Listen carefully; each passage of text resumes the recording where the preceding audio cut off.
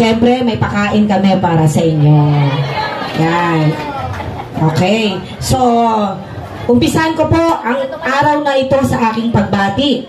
Pagbati po sa inyong lahat na nakiisa at sumama sa aming second semester Barangay Assembly na may temang talakayan sa barangay, aktibong diskusyon ng pamayanan, ungos sa masigla at maunlad na bagong Pilipinas. Siyempre, kasama rin ang bagong damayang lagi.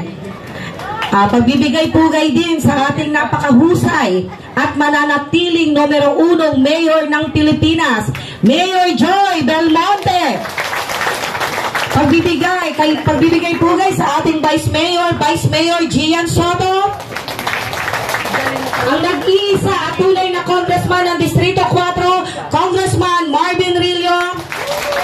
At syempre sa ating mga councilor na walang sawang tumutulong sa ating barangay, sa pangunguna ni Councilor Egayap, Konsehala Emirilio, Councilor Irene Belmonte, Councilor Raquel Malangin, Councilor Nanette Castelo Daza, Councilor Mara Suntay, at ang ating pong bagong-bago at fresh na action officer na laging nandyan sa atin at handang tumulong, ang ating bagong action officer, Attorney Cap Sandy Sakate.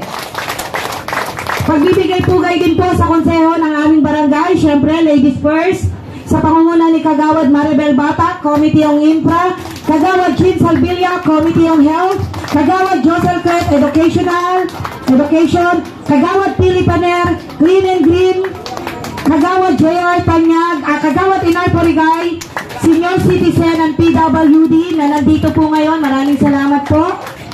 Kagawad J.R. Tanyag sa kanya pong transportation, Kagawad Ariel Aquino, Livelihood, Kagawad Jean Salvilla sa aming SK na nandito na naka-code. Yan. Sabi ko sa kanya, alam mo na, pagkatapos dapat Starbucks mo kami. Sayang ang forma mo. Yan. Andito rin po ang aming secretary, Secnet Sumalinog, Tresemi Hernandez, ang aming administrator, Master Casillan, Chief of Staff, Jake Bernal, ang aming Hepe Romel Altabano, ang kanyang deputy, Alan Balanday, ang aming Bausi, Daisy Villanueva, Waste and Management Head, Joy Macabenta, at ang aming pong mga staff, BNS, Risa Herrera at si Utay na napakasipag po ng mga yan. Siyempre kasama din ng aming mga buwet na hindi natutulog. One call away. Andiyan po si Einstein, si Jinky, si Jen. Ang aming mga lupon taga-mapamayapa, ang aking paborito na BPSO. Asa na ang aking mga paborito? Paboritong pagalitan. Paborito ko sila pero talaga namang kahit anong gawin nila, may masasabi at masasabi. So, salute, BPSO. Pagpasensya nyo lang ako, kung di ako natutulog. Kinukulit ko sila sa face, sa GC lagi. Yan, ang aming mga sweeper, na talaga namang hindi mo rin matatawaran umulan umaraw. Na minsan binabatikos, pero kakampi nyo kami. Ako ang unang magtatanggol sa inyo. Hindi nila kayo pasahod. Tayo ay nagsiservisyo lang. Kung ano man yung nakukuha nyo, sapat lang, hindi sapat yun para sa atin. Ang nandito lang tayo para magserbisyo. Tama po? Kasama po ng ating mga focal person. Meron na po tayong focal person. Si Tita G, si Delia, si Opel. Yan po. Si Tita G sa senior, si Delia sa PWD, si Opel, siya po sa solo parent. So kapag may mga katanungan po tayo, nandyan lang po sila. Nandyan din po ang ating mga bagong-bagong purok leaders, ang ating mga volunteers, at syempre ang ating mga kapatid na Muslim, Magdanawon at Maranao. Yan, salute po sa inyong lahat at salamat sa inyong pagdalo at nakiisa po kayo sa aming assembly, sa ating General Assembly. Sa Toda Officers, magandang umaga sa inyong lahat. Sa lahat ng hindi ko nabate, happy birthday sa inyong lahat. Yan, syempre po lahat. Basta lahat po kayo, lahat ng mga AC Bacors na nandito, syempre kasama po ang ating BCRD. Yan, magandang umaga po sa inyong lahat. Hi Miss Ali, how are you? Yan, syempre palakpakan po natin ang ating kabarangay, ang ating kapitbahay, Miss Ali Forbes. Pasalitain ko muna siya bago ko ituloy ang ating kwento, okay? So, huwag kayong mag-alala, konti lang lamang ni Ma'am Ali kay Elmer. Okay. Magandang araw po!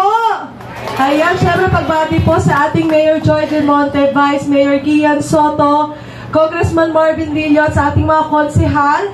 Pagbati din po syempre sa ating Kapitana Ay Ledesma. Palakpakan po natin and council. Anyways po, dumaan lang po ako dito talaga dahil kapitbahay nyo lang po ako. Ayan, magandang araw sa aking mga kapitbahay dito sa Damayang Lagi. Ako nga po pala si Ali Forbes, pero baguhin na po natin. Gawin po nating Ali Forbes. Okay lang po ba? Kasi mas nakakayaman po yung Forbes para ako nasa Forbes Park.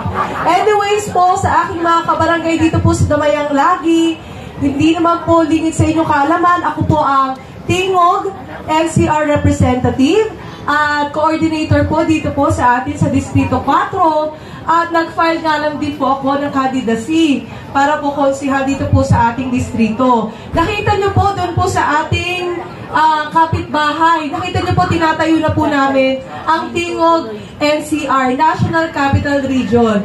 Dahil po sabi ko nga po kay Cap ay, yung mga tulong po na nakukuha natin sa Tingog, katulad po ng mga AIX, TUPAD, AKAP, Medical Financial Guarantee Letter, syempre may mga burial tayo, scholarship at pangkabuhayan.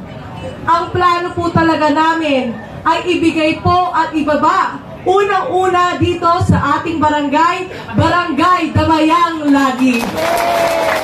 Kaya asahan nyo po sa mga susunod na panahon, kapag tayo po ay nakapagbukas na po tayo ng Tingog National Capital Region dito po sa atin, dito mismo sa ating barangay Damayang Lagi, mas marami na po kaming maitutulong kasama po ang ating Kapitana Ay Ledesma and Council sa ating pong mga kaibigan dito po sa ating mismong barangay Damayang Lagi. Again po, maraming salamat po sa inyong pagmamahal at suporta. Hayaan niyo po sa mga susunod na panahon, kapag tayo po ay pinalat sa awa ng Diyos at tulong nyo, mas maramdaman nyo pa po yung mga tulong at benepisyo na dapat po ay nararamdaman ninyo. Again po, magandang umaga, hindi ko na po papatagalin pa.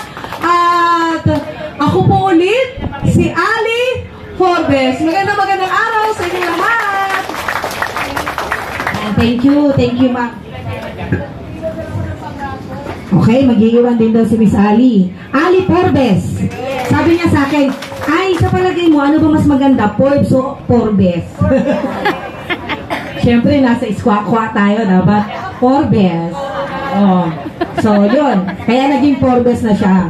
Pero pag nasa alta syudad siya, Forbes. Yan, ang aming kapitana dito sa Damayang Lagi. Sabihin pala ako, nakalimutan ko. Alam niyo po, dito sa Damayang Lagi, sinasabi ko lagi kay Kap Ay, gusto ko po talaga. Isa sa mission ko, magkaroon po ako ng maraming kaibigan. Yeah. Kaya po sa mga kaibigan ko ngayon dito, sana po, maging kaibigan ko lang po kayo. Okay lang po ba yun? Naku, saktong-sakto po yan. Lagi niyo po ako nakikita naglalakad-lakad po dito, di ba? Yes. Oh. Saktong-sakto po yan kasi sabi niyo, kaibigan ko na po kayo. Ngayong tanghali po, makikikain po ako sa inyo. kung ngayong tanghalian, may mainit kayong kanin, si Kap Ay, pagkakasama ko yan, may dala-dala yung ulam. May litsong manok na ulam yan. Pero ako naman, magdadagdag naman ako ng ulam. Isa sa favorite ko, kumakain ba kayo sardinas? Oo. Ginisa. Ako naman hindi, iba naman. Nilalagyan ko ng kalamansi o suka. Tapos asin. Maalat ako magtimpla eh. Pasensya na. Kung luluto ako kayo, maalat po Oo. Tapos, pagkatangaling tapat naman, mga pahapon, naglalakad-lakad ako dyan, kalabitin nyo naman ako. Hindi naman ako nangangagat. Huwag kayo mahihiya. Mami, alam mo kung bakit? Kasi makikikape ako sa inyo. Pero may dala naman din ako, Lagi ako may dala. May dala akong pandesal, pero mas maganda yung medyo, malutong-lutong. Kaya ang dala ko naman, skyflakes. Pero anyways po, sa mga susunod pang panahon, may mga proyekto po ako na ibababa po dito sa atin sa Damayang Lagi. i-well coordinate ko po yan, syempre, sa ating barangay, para po mas maramdaman nyo po. Kung may mga iba po kayong tanong, at gusto nyo po mag-inquire sa amin, bukas po yung pinto namin, pwede po kayo mag-doorbell dyan. Lalo na po pagka na-open na po yung office natin. Again po, aalis po muna ako ha. At thank you po sa inyong time, lalo po sa oras na binigay sa atin ng ating kapitana, ang ating council, sa inyong barangay assembly. Okay po, magandang araw po ulit. Ako po ulit, si Ali. Magandang araw. Thank you.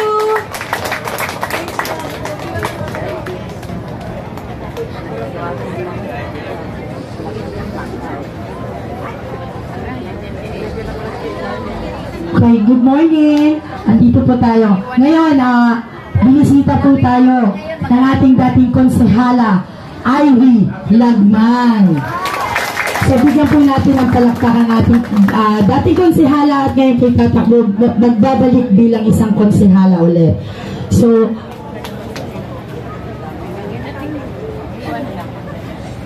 bigyan, ngayon po ay magsasalita at magbibigay ng kanyang pahayag ang ating dating konsehala at magiging konsehala ulit ng Distrito 4. Walang iba kundi si konsehala Ivy Lagman.